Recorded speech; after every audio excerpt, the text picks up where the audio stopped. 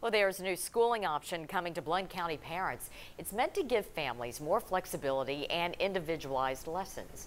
WBIR 10 News anchor Daniel Sexton gives us a closer look tonight. Daniel.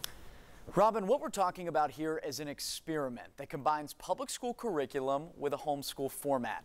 And after a statewide virtual program struggled to keep up with real schools on standardized tests, it's a big risk. But Blount County schools are betting it pays off.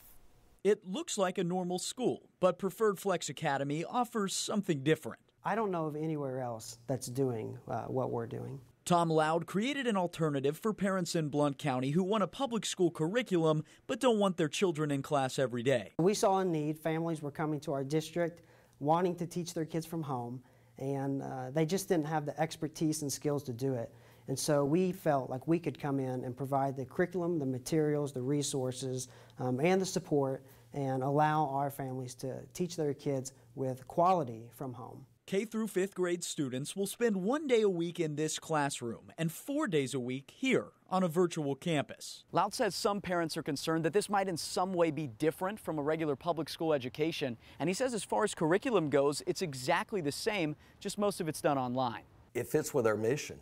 And our mission is to provide the best education possible for all the students of Blount County. Assistant Director of Curriculum Mike Crabtree says there's a similar program for 7th through 12th graders, and both classes will accept 30 applicants this fall. Small classes, which is exactly what the county wants. Start slow and make sure that we get it right from the start. Now, I asked them about the budget for this project, and because it's so new, they say right now it's flexible and fluid, just like the program itself. Back to you.